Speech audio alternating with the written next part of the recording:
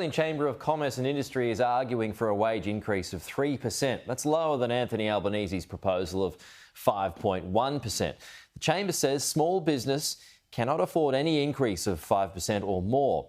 And Andrew McKellar from the Australian Chamber of Commerce and Industry joins us live now. Andrew, good morning to you. So Innes Willox, he was on the program earlier and he said anything in the range of 5% would be destructive for small business. What would you call it?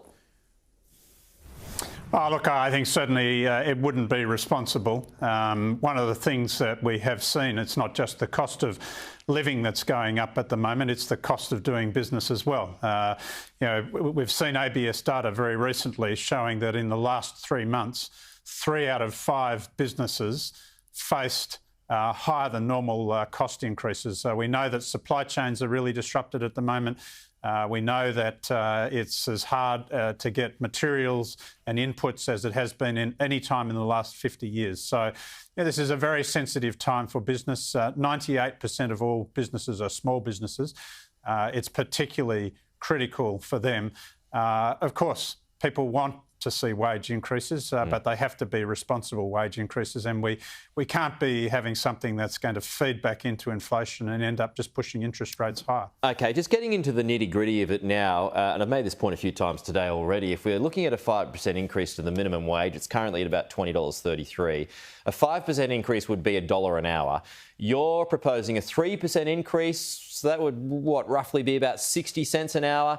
So a 40 cent an hour difference doesn't seem like that much. Well, could business not afford that? Well, no, what we're talking about here, so you're right, on the hourly rate, it's $20.33 an hour currently.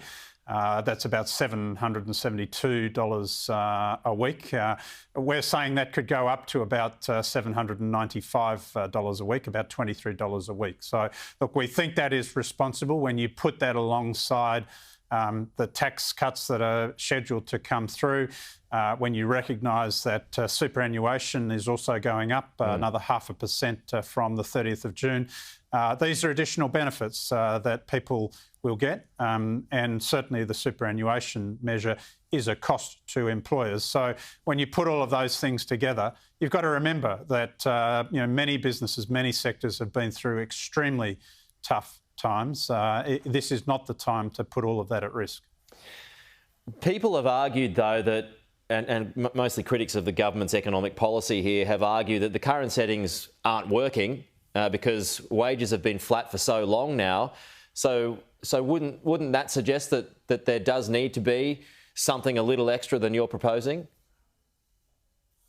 No, look, we think 3%, and to be honest, so 3% increase to the minimum wage, and let's not forget this is the safety net that underpins the entire system. That's appropriate, that's responsible. That's as high as we have supported at any time since 2009. So I think we're recognising that there's some underlying pressure there. But equally, if you go back and look at what the Reserve Bank said last week when it raised interest rates, they said there's more evidence out there with the business liaison surveys that it's undertaking that wage increases are actually occurring. We're seeing a lot of mobility in the labour market at the moment. And when people change jobs, they're normally changing jobs to get a better pay packet. So we think there is some underlying activity going on. It's probably not showing up in those official figures yet. We do expect that will be the case over coming months. So are you forecasting closures? Would you be forecasting layoffs? Are you singing from the same song sheet as Innes if it were to go to 5%, 5.1%?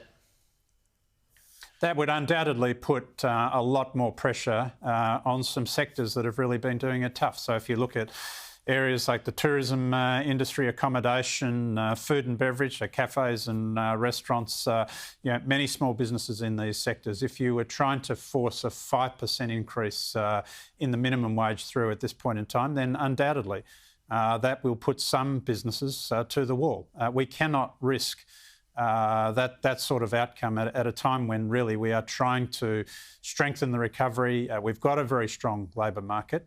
All of the constraints are on the supply side. We've got to make it easier to do business and to help grow the economy and keep the recovery on track. Okay.